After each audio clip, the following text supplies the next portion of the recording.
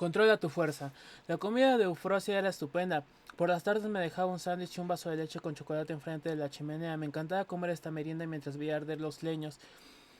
Según mi tío, el delicioso sándwich era de jamón de jabalí. Me parece un poco extraño que fuera así, pero sabía distinto a cualquier otra cosa que yo hubiera probado algo mejor que una super salchicha y más exquisito que un fino salami. Tal vez fue cierto que aquellas tardes comí jamón de jabalí. En las noches cenábamos pollo crujiente o espagueti con una salsa que debía tener tomate porque era roja, pero estaba enriquecida con hierbas finas que le daban un gusto exquisito. Curiosamente, aunque comía mucho más y mejor que en mi casa, estaba adelgazando. Es por la biblioteca, me explicó mi tío. Este es un sitio para grandes caminantes. Era cierto, todos los días yo recorría pasillos y de nunca acabar. Como, como daban muchas vueltas y resultaba imposible saber qué tan lejos eran, a la hora de la merienda tenía los pies entumecidos. Varias veces fui rescatado por el tío T en esas caminatas que parecían no tener fin. Un libro me llevaba a otro y de pronto me encontraba en un sitio extraño, muerto de hambre y con ganas de ir al baño. Entonces agitaba la campanita que me había dado el tío. A veces mi pariente tardaba largos minutos en dar conmigo. Cuando estaba muy ocupada en sus lecturas le pedía a Eufrosia que fuera por mí. Ella avanzaba con gran lentitud y la esperas así insoportable, pero yo no me podía enojar con esa buena mujer que de inmediato me ofreció una crujiente galleta de coco y me acariciaba con sus manos olorosas a un detergente muy dulce. Traté de memorizar algunos tramos de la biblioteca. Aprendí, por ejemplo, que después de la sección Aves del Paraíso se encontraba la de aviones y paracaidistas, y después de la sección Torbellinos en el mar y en el pelo, la de pelucas de cabezas famosas. Algunos nombres me daban risa, otros me preocupaban. Un día pasé por la sección Personas que tosen demasiado. Ahí encontré un libro llamado Los que sufren fumando. De inmediato me acordé de mamá. ¿Qué estará haciendo? ¿Habrá vuelto a usar su suéter color mostaza de cuello de tortuga que le hacía verse tan guapa? Esa noche volví a tomar una cucharada de hierro. No podía decepcionar a mi madre. Aquella oscura sustancia me supo tan mal como siempre. Por suerte tenía las peritas de anís que me había dado Catalina. Pensé en sus manos delgadas y que al quedarse quietas parecían decir algo bueno y tranquilo. Basta verlas para saber que todo podía ser mejor.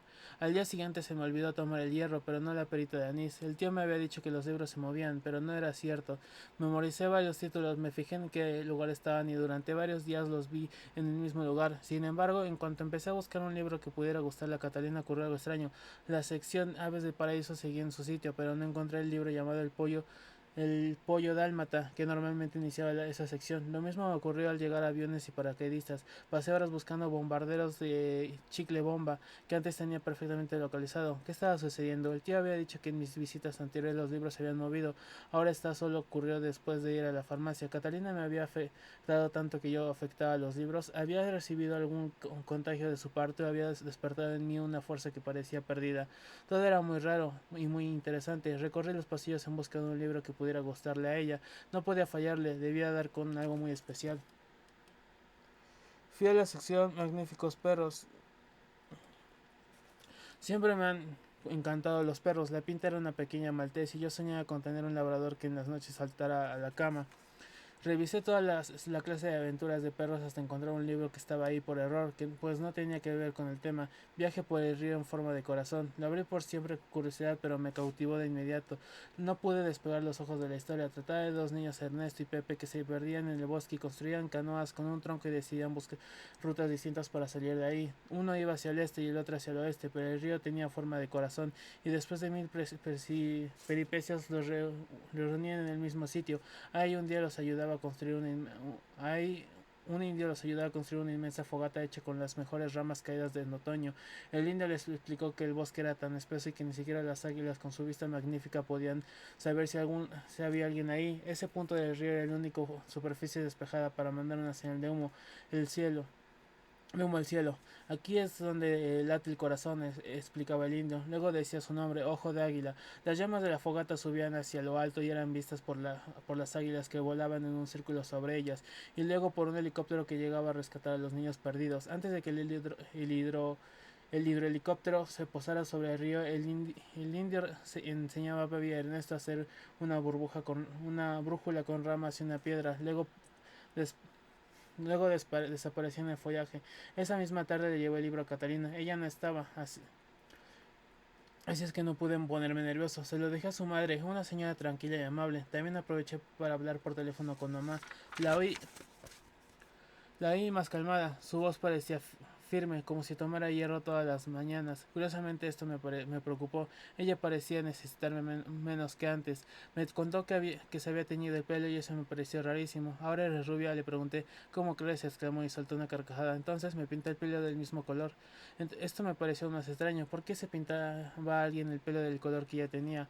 Es por las canas, explicó ella. Me siento mejor así. Sin embargo, al decir esto produjo un ruido inconfundible. Le había encendido un cerillo. Hizo una pausa para aspirar. Mamá me seguía necesitando. Lo sé por la forma en que fumaba y se alteraba.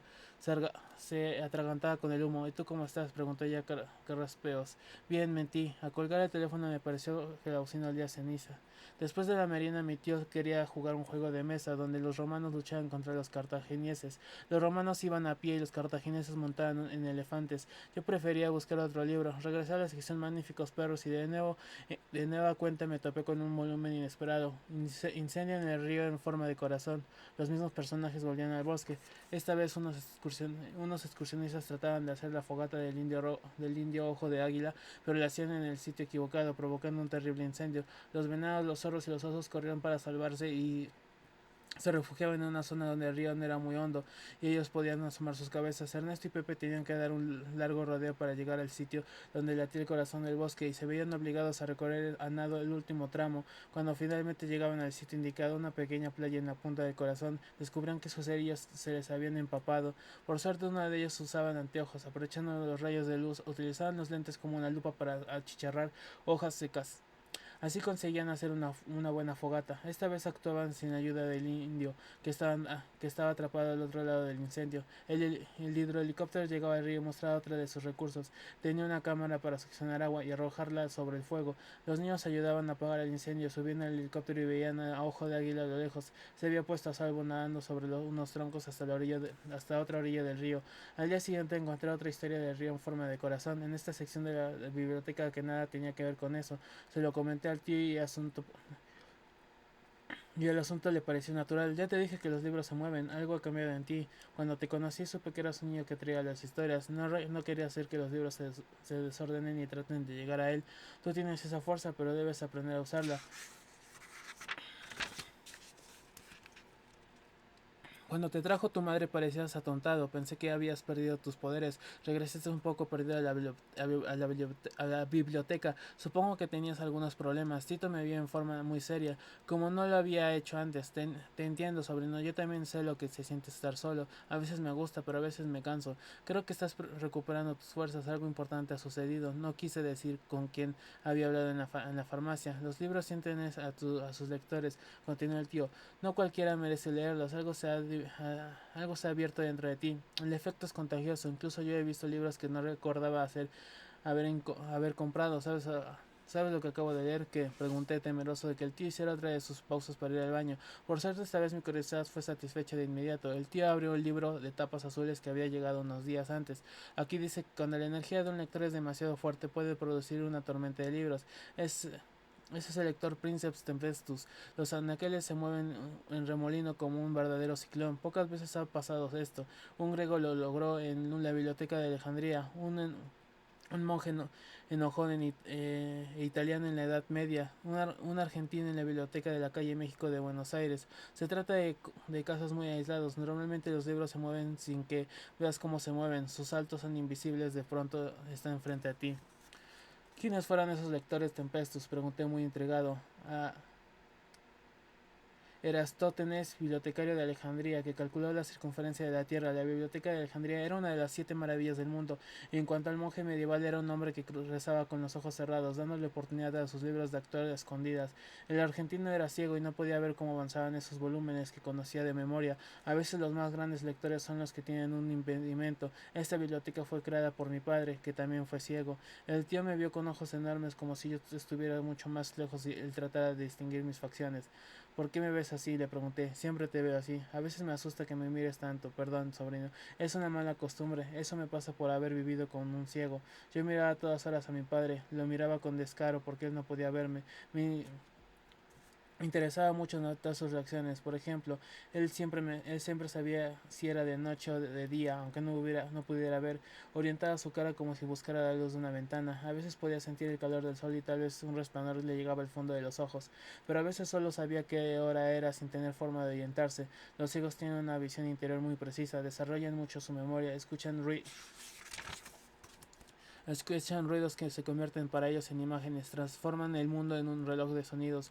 Yo le leía a mi padre y por sus gestos podía saber que él veía las poderosas imágenes de las que hablaba el libro. Me acostumbré a revisar todos sus gestos, él no veía y yo lo veía demasiado. Por eso a veces me sobran los ojos ante las personas. No soy nada discreto, te pido una disculpa. Esta larga y sincera explicación me sorprendió mucho. No te preocupes, tío, le dije. A veces extraño a mi padre, comentó en voz baja. Él me aficionó a la lectura y me enseñó que un libro es mejor cuando se comparte. Qué buena cara te tengo a ti. Sonrió con dientes tan grandes como los de un caballo. En ese momento Eufrasia llegó con chocolate caliente y pastelillos. El tío se metió uno entero de la boca y siguió hablando. Su pantalón se llenó de migajas color rosa. Le hizo una señal para que se callara y comiera tranquilo. Tito era tan impaciente que se había acostumbrado a resistir cosas hirvientes en la boca.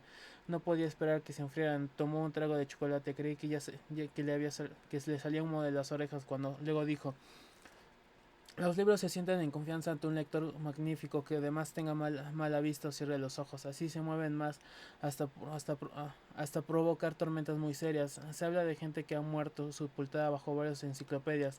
Te digo todo esto para que seas prudente. Lo más difícil de tener un poder es aprender a no usarlo o a usarlo solo cuando es necesario. Atraes a los libros, es una fuerza muy importante, pero debes controlar ese don.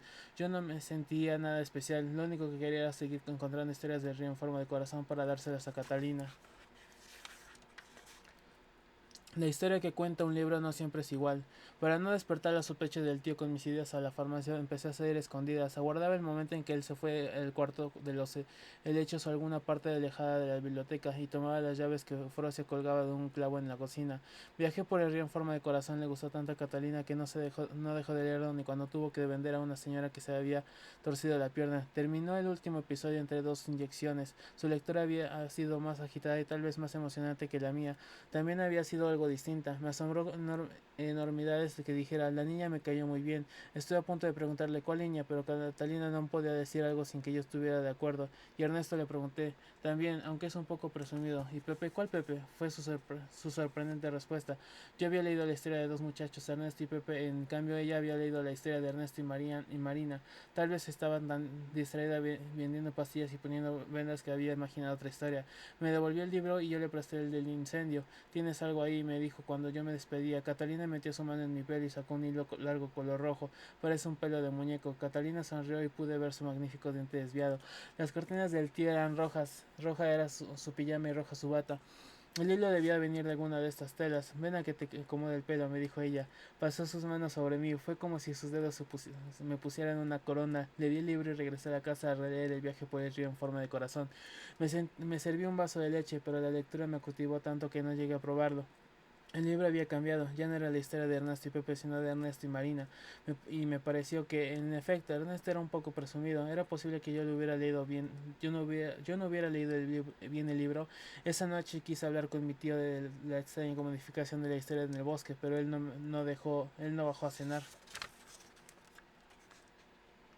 Salió de la casa, me dijo Eufrosia. Se nos acabó el té y él no puede vivir sin sus 15 tazas al día. Desperté muy temprano, ansioso de hablar con el tío. Él tardó tanto en llegar a la cocina que fui a buscarlo a su cuarto. Era la primera vez que iba ahí. Su habitación estaba en la parte más alta de la casa. Los últimos escalones para llegar a su puerta eran libros. Cuando entré, él seguía roncando. Tenía un libro sobre la cara. Las hojas se movían por sus ronquidos. Mi padre se enojaba cuando yo tenía una pesadilla y lo despertaba en las noches. En cambio, al tío le pareció perfectamente natural que yo estuviera ahí, con ganas de hablar con él. Es bueno tener una conversación mañanera, dijo con entusiasmo, pero en estos momentos soy como un libro en blanco, necesito té para que me lleguen las palabras. Bajé a la cocina y Eufrasia me dio un termo, con eso podríamos hablar durante un par de horas. Subí otra vez al cuarto, el tío seguía también tumbado en la cama, pero me miró con ojos alertas. Desco Descorré las cortinas para que el cuarto brille como una página de Borges, me pidió. Descorrí las rojas cortinas y el sol inundó la recámara. No hay mejor prosa que la luz, dijo el tío. Hablaba de un modo muy raro, como si siguiera dormido. ¿Qué es prosa? Pregunté. El arte de juntar palabras que no hacen verso. Es la forma en que tú y yo hablamos. Nos comunicamos en prosa, aunque a veces hacemos algún verso sin esfuerzo. ¿Qué querrás preguntarme? ¿Es posible que un libro cambie cuando lo lee otra persona? Lo pregunté. Le conté lo que había pasado con Catalina sin mencionarla por su nombre. Lo que dices es interesante, muy interesante, dijo el tío. Abrió el termo y el aire se llenó de olor a pipa. Cuando cada libro es como un espejo, refleja lo que piensas. No es lo mismo que lo lea un héroe o que lo lea un villano. Los grandes lectores le agregan algo a los libros, los hacen mejores, pero pocas veces ocurre lo que dices. Cuando alguien modifica un libro para ti y tú puedes distinguirlo, significa que has llegado a la lectura en forma de río. Ningún río se queda quieto, sobrino, sus aguas cambian. ¿Alguna vez te ha pasado? El tío desvió sus ojos, cosas que nunca hacía. Miró un rincón del cuarto de manera inquieta y dijo con voz extraña: hace mucho tiempo yo era joven, querido sobrino, y ella también, pero me asustó la forma en que las historias cambiaban ante mis ojos. Se convertían en historias de terror? No, se volvían más interesantes, pero me dio miedo que ella tuviera ese poder. Me pareció algo demasiado fuerte, incontrolable y dejé de verla. Muchos años después de trabajo como profesor en una famosa universidad, me mandó una postal y me arrepentí de haber tenido miedo de sus poderes como lectora. Es de lo que más me arrepiento en la vida. Luego me casé con una mujer que no amaba los libros y tuve que dejarla. Por eso me quedé sola en esta biblioteca. Bueno, ahora estoy contigo. Era la segunda vez que lo decía en muy poco tiempo. La historia del tío me dio tristeza. Él también porque dijo: vamos a la cocina por galletas de coco. Tenemos que endulzar este día que ya se puso amargo. 4 días después fui por el segundo libro que le había prestado a Catalina. Respiré el aroma de la farmacia que tanto me gustaba. Ella estaba ocupada con unos clientes, vi el teléfono y decidí llamar a mi madre. Juan Choloncito Rey me dijo, a mí me daba una enorme vergüenza que me dijera Juan Choloncito. Pensé que me había puesto rojo. En ese momento Catalina me vio y quise volverme invisible. Ella me saludó a la distancia como si nada, mostrando el libro que tenía listo para devolverme. Mi madre sonaba contenta, tanto que volvió a decirme ese apodo ridículo. Entonces, por algo curioso, siempre que pensaba en mamá, que quería estar con ella, imaginaba que le ayudaba y ella me alegraba. Ahora por primera vez hablé con muchísima calma y ni siquiera me pregunté si estaría fumando.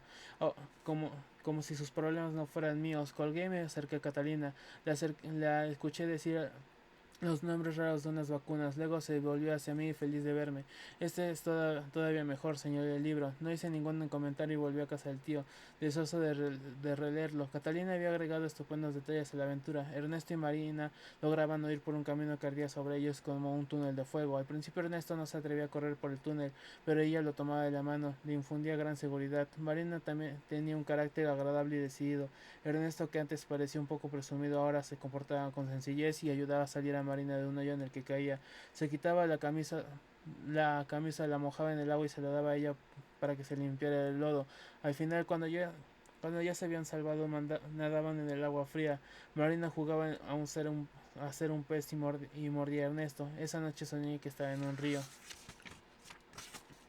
Los libros de sombra. Hasta este preciso momento no me había atrevido a escribir algo muy fuerte que sentí en esos días. Aunque ya ha pasado mucho tiempo, trataré de contarlo tal y como se presentó ante mí. Cuando enfrentaba las vacaciones más especiales de mi vida, fui a la sección de magníficos perros a buscar más historias del río en forma de corazón. Sin embargo, no pude hallar ninguna.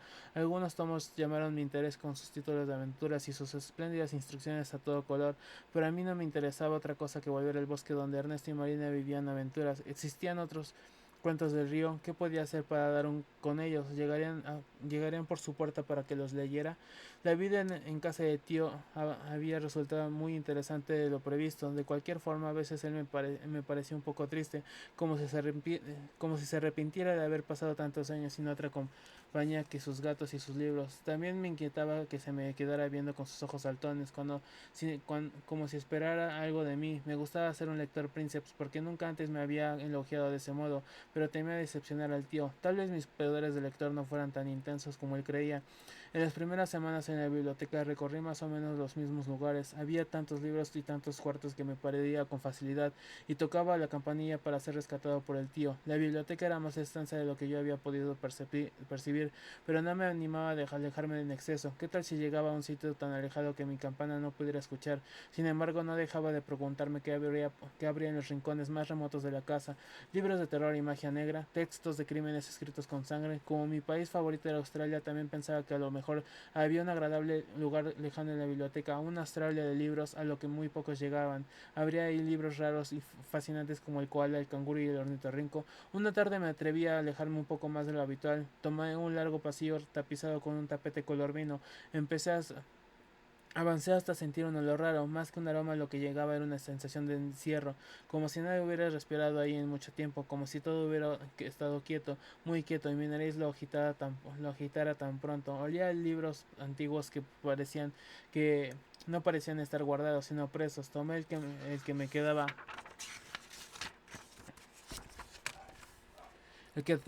más cerca, y una nube de polvo llegó a mi cara. Era polvo gordo, con migajas de pan. Di unos pasos más y el olor a encierro se hizo más fuerte. No me atreví a seguir respirando ese aire denso y muerto. Regresé bastante aturdido y no quise cenar. Había tragado demasiado polvo para tener apetito. Esa noche regresó el sueño escarlata. De nuevo caminé por un pasillo húmedo y oscuro hacia la habitación donde lloraba una mujer. De nuevo mis manos se tiñeron de sangre al tocar las paredes. Desperté de madrugada, empapado en sudor. Tenía mucha sed, pero me dio miedo ir a la cocina a esas horas. Me quedé en la cama tratando de calmarme. Pensé en el pasillo donde había estado por la parte en su tapete color vino. Comparado con mi pesadilla, aquel sitio era tan terrible. Se trataba de un lugar encerrado, lleno de libros viejos, pero nada más. No me gustó cómo olía ahí y me sentí incómodo, pero se trataba de algo que podía soportar. En cambio, me daba miedo las puertas cerradas. Detrás de ellas tal vez no había nada, pero mi imaginación agregaba cosas horribles como la sangre que inundaba el cuarto escarlata. Se me ocurrió que si me atrevía a recorrer toda la biblioteca dejaría de tener miedo a los rincones desconocidos de la casa y quizás también dejaría de tener el sueño escarlata. Si me llenaba de valor para recorrer todos los cuartos, no habría motivo para tenerle ningún cuarto, ni siquiera uno que pareciera en sueños. Al día siguiente le conté al tío que algunas partes de la casa olían a encierro. Tienes razón, Sabino, la ventilación es la especialidad de la casa. Hay pequeñas ventilas en el techo para que pase el aire.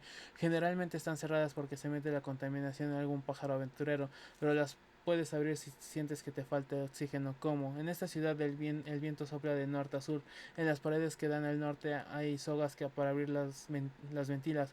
¿Cómo abre, cómo abre para, ¿Cómo sabré qué paredes dan al norte? Si no sabes de geografía, no te preocupes, jala donde veas una soga. Fui al pasillo del tapete color vino. Entre los libros logré distinguir una soga muy raída. La jalé, la jalé y se rompió entre mis dedos, así de vieja estaba. Más adelante encontré otra soga y tiré de ella. Al cabo de unos segundos sentí una leve brisa. La atmósfera cambió por completo. Todo tocaba por una invisible frescura y me sentí más tranquilo. Las cosas ya no parecían encerradas, sino guardadas. Seguí adelante sin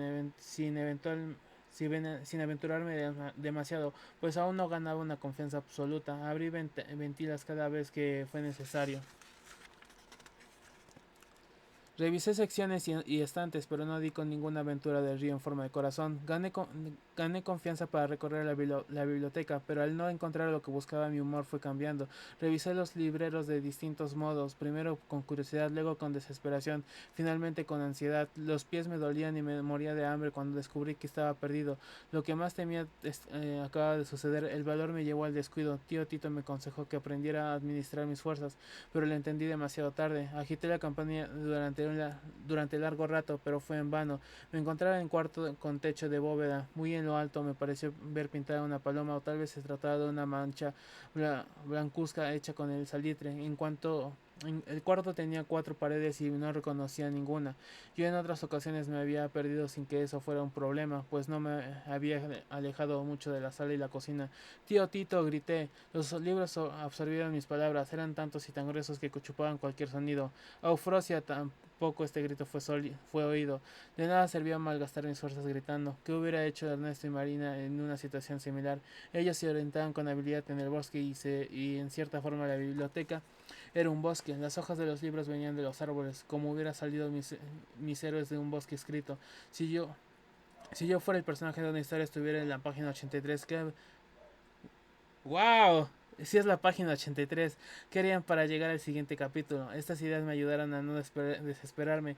Como había como había cuatro puertas, pensé que representaban las direcciones de un mapa: norte, sur, este y oeste. Fui a la puerta que para mí representaba el oeste.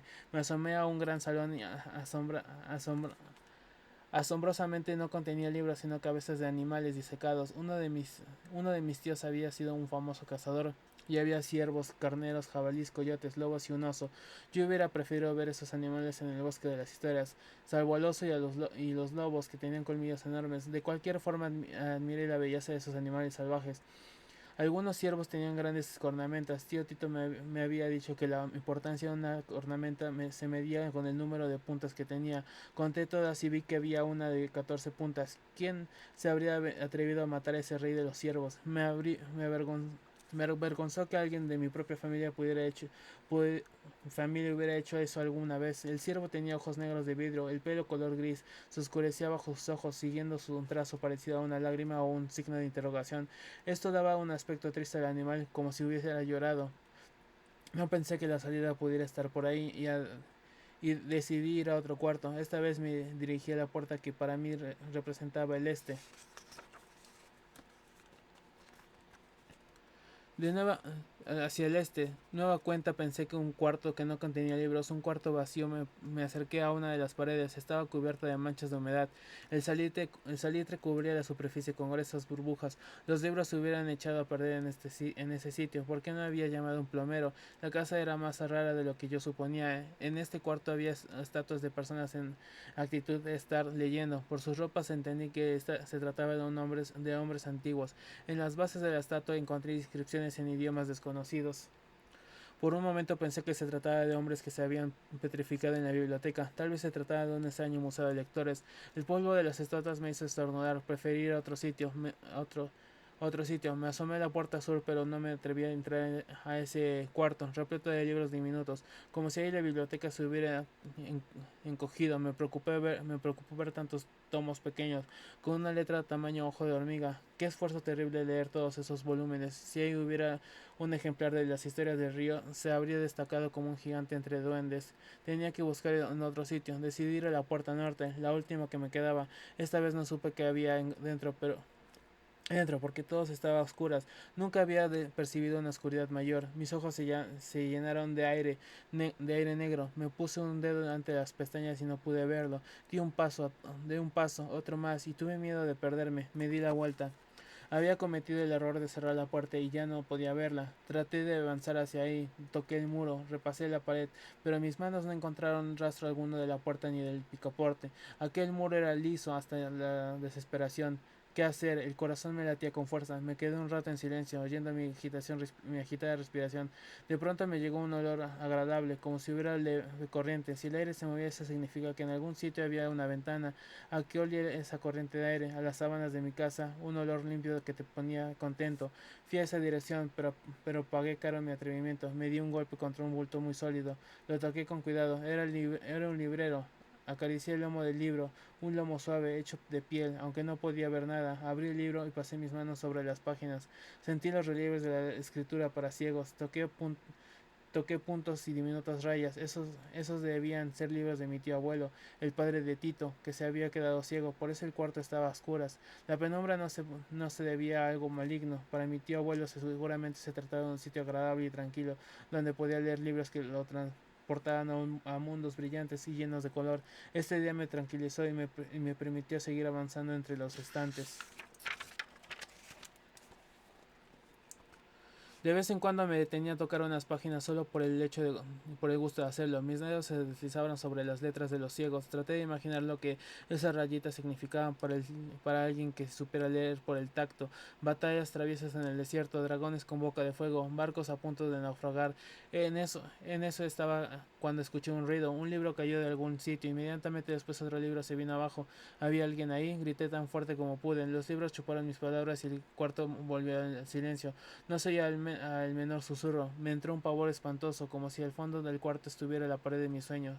Había caído al fin dentro de mis pesadillas. Yo quería recorrer todos los cuartos de la casa por olvidarme del cuarto escarlata, pero ahora me sentía atrapado ahí. ¿En qué momento me creí tan valiente como para llegar tan lejos? Y si de pronto oí el llanto de una mujer, me tapé los oídos. Luego me senté en el piso, incapaz de moverme. Estuve así un largo rato. De pronto sentí algo en la nuca, la hoja de un libro. Lo malo es que no era una hoja quieta, era una hoja que se había movido. Pude sentirla como una, pude sentirla como una caricia. Pensé que alguien Pensé que alguien me iba a matar, pensé que en todas las cosas que no volvería a hacer, en mi hermana Carmen y en la sonrisa de mi madre y en mi padre, en mi curioso y querido tío Tito, en Pablo, mi gran amigo, y luego, con un fuerte temblor, pensé en Catalina y en sus ojos, color miel. Me había... me-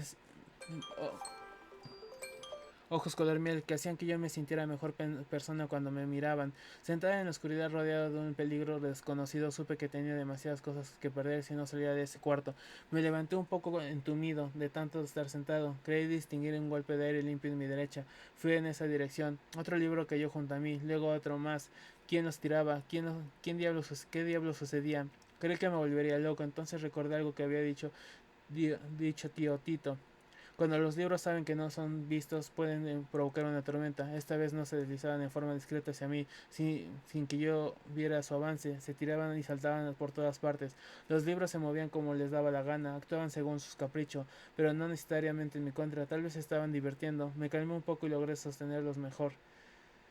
Debía apurarme para llegar a la salida antes de que los libros pudieran bloquearla. Caminé lo más a prisa que pude, salté ejemplares y pisé algunos de ellos, y poco a poco comprendí lo estaba pasando. Bajo mis pies los libros se ordenaban escalones. No querían impedir mi salida, querían propiciarla. Subí y subí usando los libros como peldaños. Pensé que mi cabeza se golpearía con el techo, pero en el cuarto era muy alto, tal vez el más alto de toda la casa. Estaba agotado de trepar por los libros que seguían creando.